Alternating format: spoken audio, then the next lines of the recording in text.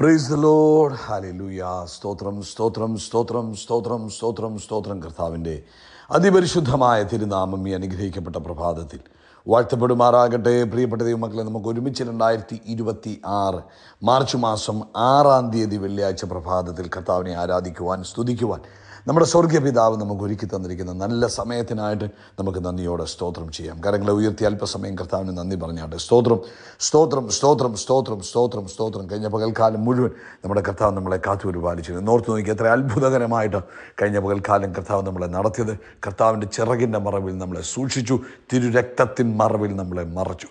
കരമുയർത്തി സ്തോത്രം പറയാം. സ്തോത്രം സ്തോത്രം സ്തോത്രം സ്തോത്രം സ്തോത്രം. പോയ രാത്രികാലം നല്ല ഉറക്കം തന്നു. അങ്ങ് സ്വസ്ഥമായി ഉറങ്ങുവാൻ കർത്താവ് നമ്മളെ സഹായിച്ചു.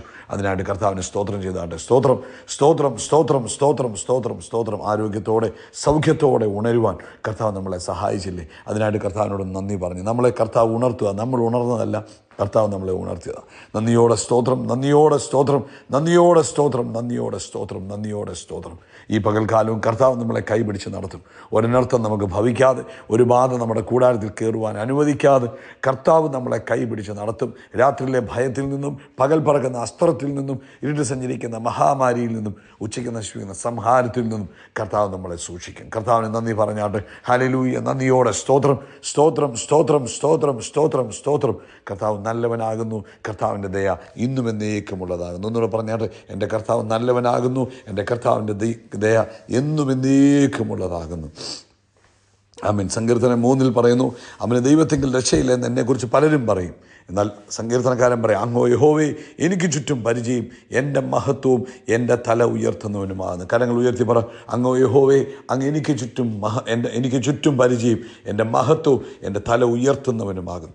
ഞാൻ യഹോവയോട് ഉച്ചത്തിൽ നിലവിളിക്കുന്നു. കർത്താവ് തന്നെ വിശുദ്ധ പർവ്വതത്തിൽ നിന്നും ഉത്തരമരുളുകയും ചെയ്യുന്നു. ഞാൻ കിടന്നുറങ്ങി, കർത്താവ് എന്നെ താങ്ങുകയാൽ ഉണർന്നു ഇരിക്കുന്നു. ഹല്ലേലൂയ. സ്തോത്രം സ്തോത്രം സ്തോത്രം സ്തോത്രം. 3:8 വാക്യം ഇങ്ങനെ പറയുന്നു, രക്ഷ യഹോവയ്ക്കുള്ളതാകുന്നു, കർത്താവിൻ്റെ അനുഗ്രഹം കർത്താവിൻ്റെ ജനത്തിന്മേൽ വരുമാറാകട്ടെ. നമുക്ക് ഒരുമിച്ച് പ്രാർത്ഥിക്കാം. എല്ലാവരെയും കണ്ണുകളടച്ച് നമുക്ക് ഒരുമിച്ച് പ്രാർത്ഥിക്കാം. സ്വർഗീയ പിതാവേ, ഞങ്ങൾ ഒരുമിച്ച് യേശുക്രിസ്തുവിന്റെ നാമത്തിൽ ഈ അനുഗ്രഹിക്കപ്പെട്ട ദിവസത്തിനായിട്ട്, ഈ പ്രഭാതത്തിനായിട്ട് സ്തോത്രം. കർത്താവെ, ഞങ്ങൾക്ക് ഇങ്ങനെ ഒന്നിച്ച് കർത്താവെ അങ്ങയോട് പ്രാർത്ഥിക്കുവാൻ, അങ്ങയെ സ്തുതിക്കുവാൻ, അങ്ങയുടെ ശബ്ദം കേൾക്കുവാൻ ഒരുക്കി തന്ന നല്ല അവസരത്തിനായിട്ട് സ്തോത്രം. ഈ ശബ്ദം കേൾക്കുന്ന എല്ലാവരെയും യേശുക്രിസ്തുവിൻ്റെ നാമത്തിൽ അനുഗ്രഹിച്ച് പ്രാർത്ഥിക്കുക. രോഗികളുടെ മേൽ ഇപ്പോൾ ദൈവകരം വെക്കണമേ എന്ന് പ്രാർത്ഥിക്കുന്നു. ദിവസങ്ങളായി തൊണ്ടയ്ക്ക് അസ്വസ്ഥതയാൽ ഭാരപ്പെട്ടിരിക്കുന്നവർ, ചുമയാൽ ഭാരപ്പെട്ടിരിക്കുന്നവർ, ആമേൻ, നസ്രനായ യേശുക്രിസ്തുവിൻ്റെ നാമത്തിൽ ഇപ്പോൾ തന്നെ സൗഖ്യമാകട്ടെ. സ്വർഗീയ ശക്തി ആ തൊണ്ടയുടെ മേൽ യേശുവിൻ നാമത്തിൽ വ്യാപരിക്കട്ടെ. ആ ലങ്സിന്മേൽ യേശുവിൻ നാമത്തിൽ വ്യാപരിക്കട്ടെ. ഇപ്പോൾ തന്നെ സൗഖ്യമാകട്ടെ. ഇപ്പോൾ തന്നെ, അടുത്ത നിമിഷമല്ല, ആമേൻ, ഈ ടൈമിൽ തന്നെ യേശുവിൻ നാമത്തിൽ സൗഖ്യമാകട്ടെ. അതുപോലെ കുടലിനകത്തുള്ള അസ്വസ്ഥതകൾ, പ്രത്യേകിച്ച് അൾസർ മാതിരിയുള്ള ബുദ്ധിമുട്ടുകൾ, യേശുക്രിസ്തുവിൻ്റെ നാമത്തിൽ ഇപ്പോൾ സൗഖ്യമാകട്ടെ. കുടൽ രോഗങ്ങൾ യേശുവിൻ്റെ നാമത്തിൽ പൂർണ്ണ സൗഖ്യം പ്രാപിക്കട്ടെ. അങ്ങ് അത്ഭുതകരമായ സൗഖ്യം കുടലിൽ കൊടുത്തിരിക്കുന്നതിനായിട്ട് സ്തോത്രം ചെയ്തു. എല്ലാ സാമ്പത്തിക ക്ലേശങ്ങളും തന്നെ കുഞ്ഞുങ്ങളുടെ ജീവിതത്തിൽ നിന്ന് മാറിപ്പോകട്ടെ. കർത്താവേ, എല്ലാ ഭയങ്ങളും തന്നെ മക്കളുടെ ജീവിതത്തിൽ നിന്ന് മാറിപ്പോകട്ടെ. ദൈവത്തിൻ്റെ കരം ഇപ്പോൾ തന്നെ മക്കളുടെ മേൽ വെച്ച് അത്ഭുതങ്ങളെ ചെയ്തിരിക്കുന്നതിനായിട്ട് സ്തോത്രം. ലോകമെമ്പാടും കർത്താവിൻ്റെ വേലയിലായിരിക്കുന്നവരെ അനുഗ്രഹിക്കണം. ശുശ്രൂഷകരെ കർത്താവ് ബലപ്പെടുത്തണമെന്ന് പ്രാർത്ഥിക്കുന്നു. കർത്താവെ, ഞങ്ങൾ പ്രത്യേകമായിട്ട് മിഡിൽ ഈസ്റ്റിന് വേണ്ടി പ്രാർത്ഥിക്കുന്നു. കർത്താവിൻ്റെ സമാധാനം യേശുക്രിസ്തുവിൻ്റെ നാമത്തിൽ ആമേൻ മിഡിൽ ഈസ്റ്റിൽ വ്യാപരിക്കട്ടെ. കർത്താവിൻ്റെ സ്വസ്ഥത തൻ്റെ കുഞ്ഞുങ്ങളുടെ മേലുണ്ടാകട്ടെ. ഒരു റിവൈവലിന് വേണ്ടി ഞങ്ങൾ പ്രാർത്ഥിക്കുക. യേശുവിൻ്റെ നാമത്തിൽ വലിയൊരു ഉണർവ്, ആമേൻ, യേശുക്രിസ്തുവിൻ്റെ നാമത്തിൽ ഉണ്ടാകട്ടെ. വലിയൊരു ഉണർവുണ്ടാകട്ടെ. കർത്താവ് പ്രാർത്ഥന കേട്ടതിനായിട്ട് സ്തോത്രം. സകല മഹത്വം പുകഴ്ച അപ്പയ്ക്ക് യേശുക്രിസ്തുവിൻ നാമത്തിൽ തന്നെ. ആമേൻ, ആമേൻ, ആമേൻ. കർത്താവ് നിങ്ങളെല്ലാവരും ധാരാളമായിട്ട് ഈ പ്രഭാതത്തിൽ അനുഗ്രഹിക്കട്ടെ. പ്രത്യേകമായിട്ട് ഓർപ്പിക്കാനുള്ളത്, ഇന്ന് നമ്മുടെ സഭായോഗത്തിൻ്റെ ടൈമിനകത്ത് വ്യത്യാസമുണ്ട്. ഇന്ന് ഇന്ത്യൻ സമയം രാവിലെ 9:30 സഭായോഗം. സാധാരണ നമ്മൾ 8 മണിക്കാണ് സഭായോഗം ആരംഭിക്കുന്നത്. അത് ആ സ്ഥാനത്ത് ഇന്ന് രാവിലെ ഇന്ത്യൻ സമയം 9:30 സഭായോഗം ആരംഭിക്കുന്നത്. ഇത് ശബ്ദം കേൾക്കുന്ന നിങ്ങളെല്ലാവരും തന്നെ അതിൽ പങ്കെടുക്കുക. കർത്താവ് നിങ്ങളെ അനുഗ്രഹിക്കട്ടെ. ഈ പ്രഭാതത്തിൽ യാക്കോബിൻ്റെ ലേഖനം 1-ാം അധ്യായം അതിൻ്റെ 22-ഉം 23-ഉം വാക്യങ്ങൾ നമുക്ക് വായിക്കാം. എങ്കിലും വചനം കേൾക്കുക മാത്രം ചെയ്തുകൊണ്ട് തങ്ങളെ തന്നെ ചതിക്കാതെ അതിനെ ചെയ്യുന്നവരായും ഇരിപ്പി.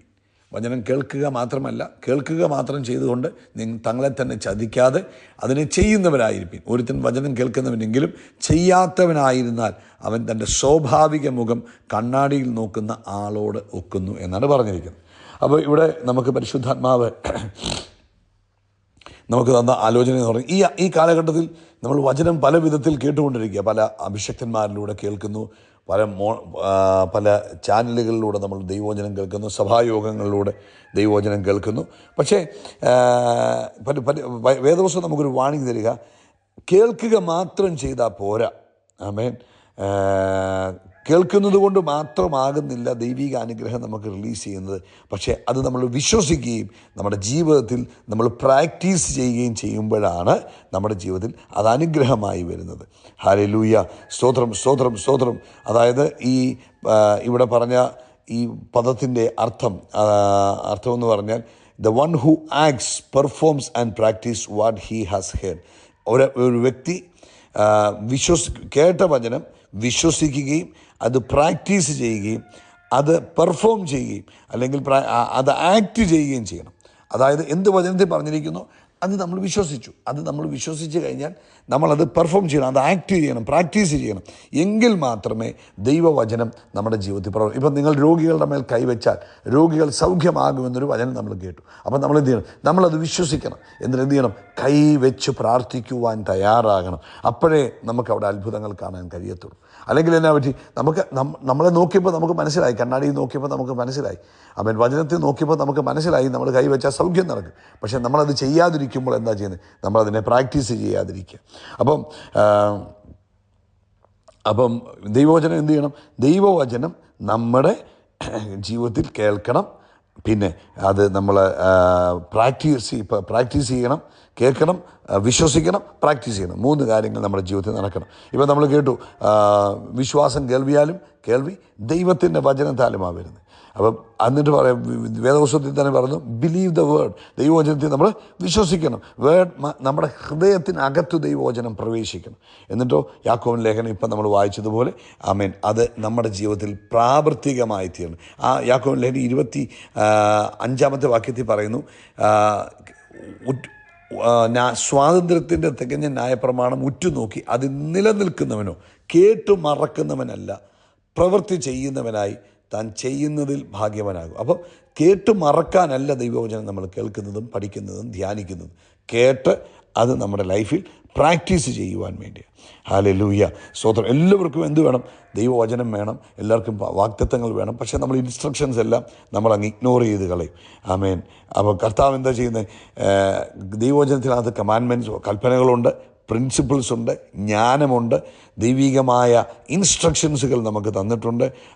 അത് തന്നെയല്ല, വാഗ്ദത്തങ്ങളുണ്ട്. ഇതെല്ലാം നമുക്ക് ഡെയിലി ലൈഫിന് ആവശ്യമുള്ളതാണ് തരുന്നത്. എന്തൊക്കെയാണ്? കൽപ്പനയുണ്ട്, പിന്നെ ദൈവികമായ കൽപ്പനകളുണ്ട്, അത് ജീവിക്കേണ്ട പ്രിൻസിപ്പിൾസ് നമുക്ക് പറഞ്ഞു തരുന്നുണ്ട്, ദൈവിക ജ്ഞാനത്തെ നമുക്ക് തരുന്നുണ്ട്, ഇൻസ്ട്രക്ഷൻസ് തരുന്നുണ്ട്, പിന്നെ അതുപോലെ തന്നെ ഓരോ ദിവസവും നമുക്ക് ആവശ്യമായ വാഗ്ദത്തങ്ങളെ തരുന്നുണ്ട്. അപ്പം നമ്മൾ ഉദാഹരണം ഞാൻ ബൈബിൾ പറയുന്നു, ദൈവവചനം പറയുന്നു, നിങ്ങൾ ക്ഷമിക്കണം. അപ്പം നമ്മൾ എന്ത് ചെയ്യാൻ തയ്യാറാണ്? We must forgive. എങ്കിലേ നമ്മൾ വചനം കേട്ടതുകൊണ്ട് പ്രയോജനമുള്ളൂ. ഇല്ലെങ്കിൽ നമ്മുടെ ജീവിതത്തിൽ ഒരു പ്രയോജനവുമില്ല. നമ്മൾ വചനം കേട്ടു, നിങ്ങളോട് ദോഷം ചെയ്തവരോട് നിങ്ങൾ ക്ഷമിക്കണം.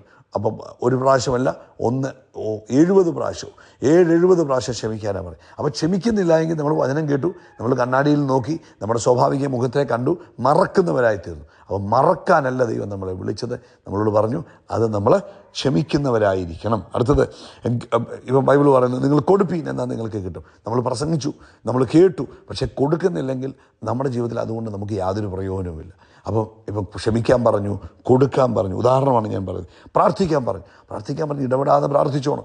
ഏതവസ്ഥയിലും നിങ്ങൾ പ്രാർത്ഥിച്ചോണം. അപ്പം നമ്മൾ എന്ത് ചെയ്യണം? പ്രാർത്ഥിക്കാൻ തയ്യാറാകണം. ലവ് അതേഴ്സ്, മറ്റുള്ളവരെ സ്നേഹിക്കാൻ പറയുമ്പോൾ നമ്മൾ എന്ത് ചെയ്യണം?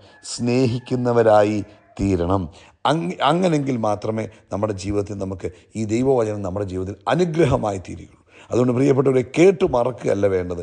കേൾക്കണം, വിശ്വസിക്കണം, അതിനെ നമ്മൾ എന്ത് ചെയ്യണം? അതുപോലെ നമ്മൾ നിവർത്തിക്കുവാൻ തയ്യാറാകണം. ആമേൻ. ഈ ലൂക്കോസിന് സുവിശേഷം 11:27 വാക്യമുണ്ട്, അല്ല ദൈവത്തിൻ്റെ വചനം കേട്ട് പ്രമാണിക്കുന്നവൻ അത്രേ അനുഗ്രഹിക്കപ്പെട്ടവൻ. ദൈവത്തിൻ്റെ വചനം കേട്ട് പ്രമാണിക്കുന്നവനാണ് അനുഗ്രഹിക്കപ്പെടുന്നത്. ഉദാഹരണം പറഞ്ഞാൽ, ഒരാൾ ഡോക്ടറെ പോയി കണ്ടു. അപ്പോൾ ആ ഡോക്ടർ എന്ത് ചെയ്തു? ഒരു മരുന്ന് കൊടുത്തു. അപ്പം ദൈവവചനം ഒരു മരുന്ന് പോലെ. അപ്പം പക്ഷേ ഈ ഡോക്ടറെ കാണാൻ പോയ വ്യക്തി ഡോക്ടർ എഴുതി കൊടുത്ത കുറിപ്പ് മാത്രം വായിച്ചാൽ, അത് മാത്രം വായിച്ചുകൊണ്ടിരുന്നാൽ, മെഡിസിൻ എടുക്കാതിരുന്നാൽ രോഗസൗഖ്യം നടക്കുമോ? ഒരിക്കലുമില്ല. മരുന്ന് കൊടുത്തു, ആ മരുന്ന് കൊടുക്കുമ്പോൾ ഒരു കുറിപ്പും കൊടുത്തു. അപ്പോൾ ഈ കുറിപ്പ് മാത്രം നോക്കിയിരിക്കുക. പക്ഷേ മരുന്ന് കഴിക്കുന്നില്ല. മരുന്ന് കഴിക്കാതിരുന്നാൽ രോഗസൗഖ്യം വരുമോ? ഇല്ല. മരുന്നും കുറിപ്പ് എന്തുവാ? കുറിപ്പ് നമുക്ക് ഇൻസ്ട്രക്ഷൻ തന്നിരിക്കുക. പക്ഷെ മരുന്നാണ് നമ്മൾ ചെയ്യേണ്ടത്. ഇതുപോലാണ് നമ്മൾ വചനം കേൾക്കുക മാത്രം ചെയ്തുകൊണ്ടിരുന്നാൽ അത് പ്രിസ്ക്രിപ്ഷൻ നോക്കുന്നത് പോലെ ആകത്തുള്ളൂ. മറിച്ച് നമ്മളത് പ്രാക്ടീസ് ചെയ്യുമ്പോഴാണ് നമ്മുടെ ജീവിതത്തിൽ ട്രാൻസ്ഫോർമേഷൻ നടക്കുന്നത്. അതുകൊണ്ട് ഇന്ന് പ്രഭാതത്തിൽ കേൾക്കുക മാത്രമല്ല, നമ്മൾ എന്തുകൂടെ ചെയ്യണം? അനുസരിക്കുന്നവരായി തീരണം. കരങ്ങൾ ഉയർത്തി പറ, ഞാൻ ദൈവവചനം കേൾക്കുന്ന ആ വ്യക്തി മാത്രമായിരിക്കത്തില്ല, ഞാൻ ദൈവവചനം പ്രാക്ടീസ് ചെയ്യുകയും ചെയ്യും. എന്നിട്ട് പറ, ആമേൻ ആമേൻ ആമേൻ. എൻ്റെ ജീവിതത്തിൽ ദൈവവചനം എൻ്റെ തീരുമാനങ്ങളെ ഷേപ്പ് ചെയ്യും, എൻ്റെ ക്യാരക്ടറിനെ ഷേപ്പ് ചെയ്യും, എൻ്റെ ആക്ഷൻസിനെ ഷേപ്പ് ചെയ്യും. ആൻഡ് ആമേൻ ഹല്ലേലൂയ എന്ന് കരങ്ങൾ ഉയർത്തി പറഞ്ഞ്, ഞാൻ ദൈവവചനം അനുസരിച്ച് ബ്ലെസ്സിങ്സ് ആൻഡ് ട്രാൻസ്ഫോർമേഷൻ എൻ്റെ ജീവിതത്തിൽ വന്നുകൊണ്ടിരിക്കും. കർത്താവേ, ഈ ജനം ദൈവവചനം കേൾക്കുക മാത്രമല്ല, അവർ അനുസരിക്കുന്നവരുമായി തീരട്ടെ, യേശുവിൻ നാമത്തിൽ തന്നെ. ആമേൻ ആമേൻ ആമേൻ. കരങ്ങൾ ഉയർത്തി പറ, കർത്താവിൻ്റെ തലയെ എണ്ണ കൊണ്ട് അഭിഷേകം ചെയ്യും, എൻ്റെ പാനപാത്രം നിറഞ്ഞു കവിയും, നന്മയും കരുണയും എൻ്റെ ആയുഷ്കാലമൊക്കെയും എന്നെ പിന്തുടരും. ആമേൻ. നമ്മൾ ആകാശത്തിലെ നക്ഷത്രങ്ങൾ പോലെ, കടൽക്കരയിലെ മണൽത്തരി പോലെ അത്യന്തം വർദ്ധിച്ചു വരും. We are blessed, we are really blessed, we are permanently blessed and highly favored. God bless you, God bless you, God bless you.